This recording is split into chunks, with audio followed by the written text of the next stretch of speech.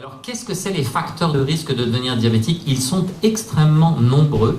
Il y a beaucoup de choses qui augmentent le risque. Et ça, c'est la liste que tous les médecins de famille doivent avoir en tête. C'est difficile d'être médecin de famille. Il faut aussi qu'ils aient des choses pour les poumons, pour le cœur et ainsi de suite. Mais ça, c'est la liste qu'ils doivent avoir en tête.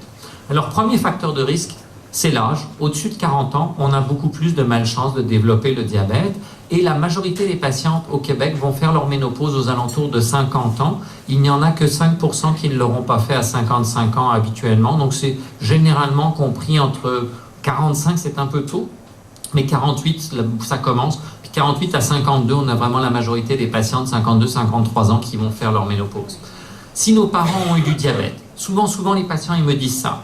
Quand on a des diabétiques dans la famille, Dr Baza, c'est bon pour les jeunes enfants, le diabète juvénile, le diabète de type 1. C'est vrai, s'il y a déjà quelqu'un qui a du diabète de type 1 dans la famille, on a plus de malchance de le développer. Mais si vos deux parents ont eu ou ont le diabète et que vous arrivez à la cinquantaine avec un léger surpoids et que vous êtes sédentaire, votre risque de développer le diabète avant 65 ans est presque de 100%. Donc c'est encore pire quand on a des parents qui sont diabétiques. Et on parle toujours de la génétique, c'est compliqué. Moi, je ne peux pas prescrire une prise de sang pour la génétique et ainsi de suite. Donc la génétique pas chère, c'est de demander si les parents au premier degré ont déjà eu du diabète. Si on est les membres d'une population les plus à risque, et en gros, c'est tous les gens, sauf les gens de race blanche, les gens caucasiens. Par exemple, les gens d'origine hispanique font beaucoup plus de diabète. Une population qui fait énormément de diabète ici au Canada, c'est les autochtones. Chez les Cris, il y a certains villages où jusqu'à 60% des adultes ont le diabète de type 2, probablement parce que leur mode de vie a changé, mais qu'ils ont aussi des gènes qui prédisposent pour ça. Si on leur a déjà dit, on vous a déjà dit que votre taux de sucre était un peu limite, le médecin dit qu'il faut faire attention, c'est une évidence. Plus on se rapproche de la limite, plus on a de malchance de franchir la limite.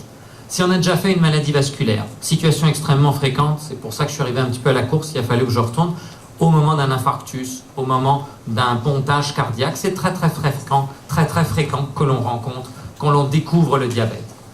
Pour les patientes, et ce qui est en jaune, c'est ce qui touche plus particulièrement les patientes à un moment de la ménopause, tout le monde n'a pas fait une grossesse, mais c'est entendu qu'arrivé à 50 ans, c'est là qu'on a déjà fait la grossesse. Et si on a fait un diabète de grossesse, je ne parle pas si on était diabétique avant la grossesse, mais si un diabète est apparu pendant la grossesse, et au Canada, toutes les femmes vont être testées normalement à la fin du premier trimestre ou au début du deuxième trimestre, à ce moment-là, on risque d'avoir plus de risques de développer le diabète. En fait, si on suit ces patientes relativement longtemps, le risque s'accumule avec les années et les patientes qui ont fait un diabète de grossesse ont toujours plus de risques que la même tranche d'âge comparée. Donc même à 80 ans, une patiente qui avait fait un diabète de grossesse à 35 ans a plus de risques que la moyenne des gens de 80 ans de développer le diabète.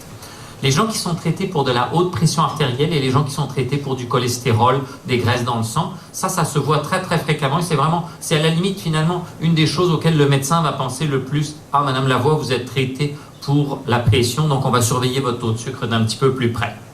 Le poids, surtout si on l'a stocké au niveau de l'abdomen. Malheureusement, il n'y a pas besoin d'avoir beaucoup de poids, puis c'était le premier café scientifique qu'on avait fait, de dire, oui, le poids, c'est le facteur de risque de maladie, mais il y a des gens qui ont beaucoup de poids et qui ne développent pas le diabète. À l'inverse, il faut bien reconnaître que le poids, l'accumulation au niveau de l'abdomen, le petit ventre là, c'est associé à un risque accru de développer le diabète.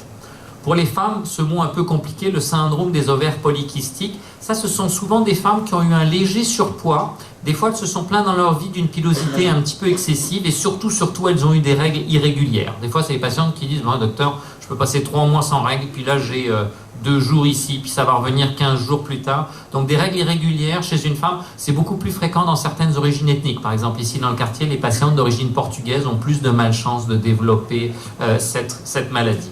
Enfin, il y a tout un tas de maladies psychiatriques et ou la maladie en elle-même.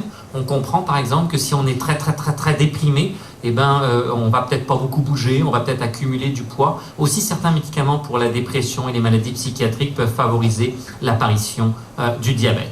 Ça fait beaucoup de choses. Quand on a plus de 50 ans, là, il ne faut pas qu'on ait la pression élevée, pas le cholestérol élevé, qu'on n'ait jamais fait de diabète pendant la grossesse, qu'on n'a pas accumulé quelques kilos en trop, qu'on n'a aucun problème. En gros, ça fait beaucoup de problèmes de santé qu'il faut ne pas avoir. Alors, maintenant la question c'est, est-ce que c'est la ménopause qui déclenche le diabète ou est-ce que c'est deux choses qui apparaissent en même temps? Et pour être déjà vendre la mèche, on ne connaît pas encore tous les liens exactement. Alors la première question qu'on peut dire, c'est à la ménopause, j'ai tendance à prendre du poids. Quand on observe des études où on suit des patientes pendant de nombreuses années, vous voyez ici les patientes ont été suivies de 44 à 56 ans, on voit que malheureusement, avec les années, on prend du poids, mais on n'en prend pas plus au moment de la ménopause. La ménopause survient chez la majorité des patients ici entre 48 et 52 ans, et il y a très peu de patients qui n'ont pas fait leur ménopause à 56 ans. On n'a pas besoin d'être un statisticien pour voir que l'augmentation est progressive et linéaire. Par contre, si on prend une machine qui permet de découper virtuellement les gens en un certain nombre de kilos de gras et un certain nombre de kilos de muscles, eh ben ça on est capable de le faire. Nous, c'est exactement les machines qu'on a à l'IRCM.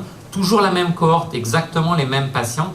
Ici, c'est leur taux de gras. Puis j'ai aperçu 2-3 visages que je connais, donc il y en a qui doivent connaître cette machine. On utilise la même machine que pour détecter l'ostéoporose et on est capable d'avoir. Et bien là non plus, il n'y a pas besoin d'être un grand statisticien pour voir que si la ménopause ne se traduit pas par une aggravation de la tendance naturelle qu'on a à prendre du poids avec les années, et c'est une moyenne, il y a des gens qui grossissent pas, il y a des gens qui maigrissent même à la ménopause, on a par contre pour un poids stable tendance à être un peu plus gras.